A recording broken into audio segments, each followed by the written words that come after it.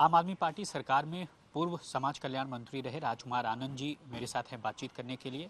और बीजेपी के वरिष्ठ नेता, जिस तरह से राष्ट्रपति शासन की जो है आप लोग गुहार लगाने गए थे, और अमूमन अब ये चर्चा हो रही है कि दिल्ली में राष्ट्रपति शासन लग जाएगा, और दूसरी चर्चा आज जब एलओपी ने साफ तौर पर कह दिया हम तो चाहते हैं इलेक्शन जल्द होने चाहिए, क्या कहेंगे? देखिए, हम महामहिम के पास जब गए थे, राष्ट्रपति महोदय के पास जब हम गए थे, तो खाली हम राष्ट्रपति शासन लगवाने के लिए नहीं गए थे। हम इसलिए गए थे कि 10 साल में जो अंधेरगर्दी मचाई हुई है आम आदमी पार्टी ने, जो भ्रष्टाचार और घोटाले मचाए हुए हैं, उसके बारे में उनको अवगत कराने गए थे। और आज जो हमारे एलओपी ने, नेता प्रतिपक्ष श्री विजेंद्र गुप्ता जी ने ये कहा है कि दिल्ली में जल्द से जल्द चुनाव होने चाहिए, मुझे लगता है कि ये सबसे अच्छा रास्ता है।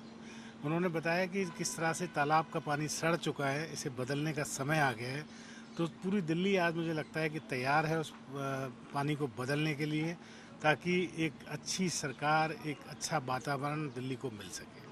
आप तो मंत्री रहे हैं, आपको याद होगा 10 साल पहले 16 फरवरी 2015, अगर मैं 2014 अगर मैं गलत नहीं हूं तो, जब 363 दिन बाद वापसी करते हैं अरविंद केजरीवाल, तो 67 सीटों के साथ वापसी करते हैं, और ये बीजेपी के पक्ष में नहीं जाता है। तो इतिहास से सबक लेते हुए क्या राष्ट्रपति शासन लगना आपके सियासी हित के लिए तो नहीं दिखता? फिर आप मांग क्यों कर रहे हैं? देखिए, समय समय की बात है ये। उस समय उन्होंने 49 दिन की सरकार बनाई थी, उसके बाद इस्तीफा दिया था, फिर लोगों से उन्होंने घर घर जाके माफ़ी मांगी थी, लोगों ने उनको एक बार फिर मैंडेट दे के देखा था, और कुछ समय के लिए एक अच्छा शासन भी दिया, इसमें कोई डाउट नहीं है। लेकिन उसके बाद उन्होंने जो भ्रष्टाचार किया, मुझे लगता है कि कुछ लोग इसलिए अच्छे बनते हैं कि एक दिन खुल के बेईमानी करेंगे, खुल के भ्रष्टाचार करेंगे। Arvind Kejriwal was one of them. और उसके बाद उन्होंने जो भ्रष्टाचार और घोटालों की झड़ी लगाई है, उससे लोग इतने परेशान हो गए हैं। इसीलिए हम चाहते हैं कि जल्द से जल्द दिल्ली में इलेक्शन हो, और ये जो घोटाले और भ्रष्टाचार की गैंग चला हुआ है, अरविंद केजरीवाल कहते हैं हम जेल से सरकार चलाएंगे। अरे भाई, जेल से सरकारें नहीं चला करती हैं, जेल से गैंग चला करते हैं। बहुत शुक्रिया बातचीत करने के लिए। तो आप थे राजकुमार आनंद, पूर्व मंत्री रहे हैं, और साफ तौर पर आपने देखा कि किस तरह से उन्होंने बात रखी कि जल्द से जल्द इलेक्शन होना चाहिए। अमूमन देखा जा रहा है कि आपके इलेक्शन की मांग होना भी आपके हित में नहीं दिखता है, क्या कहेंगे? नहीं, बीजेपी के पूरे हित में, बीजेपी की सरकार बनने वाली है इस बार। देखिए, उन्होंने कुछ भी नहीं किया। जैसे मैंने मंत्री पद से इस्तीफा दिया, मैंने दिया दलितों के कल्याण निधि के पैसे उन्होंने डाइवर्ट किए, पैसे में घोटाला किया, उसके ऊपर दिया।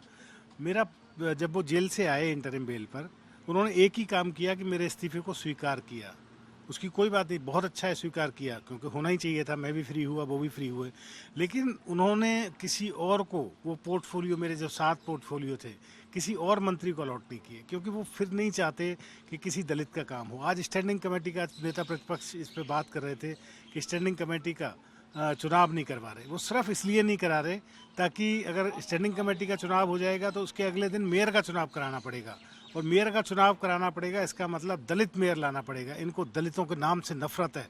ये मनुवादी लोग हैं, गलत लोग हैं, इनको रिप्रेजेंटेशन पर बिल्कुल भी भरोसा नहीं है। और ये मैं बार बार कहता हूँ, और यही मेरा दर्द है, इसकी वजह से मैंने मंत्री पद को ठुकरा दिया था। तो ये थे राजकुमार आनंद, जो साफ तौर पर आपने देखा कि किस तरह से अपने दिल की बातों को हमसे शेयर कर रहे हैं, लेकिन साफ तौर पर उनका ये कहना है दिल्ली में इलेक्शन होने चाहिए, और दिल्ली बीजेपी का ये मूव और ये मांग नेता प्रतिपक्ष की विजेंद्र गुप्ता की, ये साफ तौर पर चौंकाती है। लोकेंद्र पांडे के साथ राम किंकर सिंह,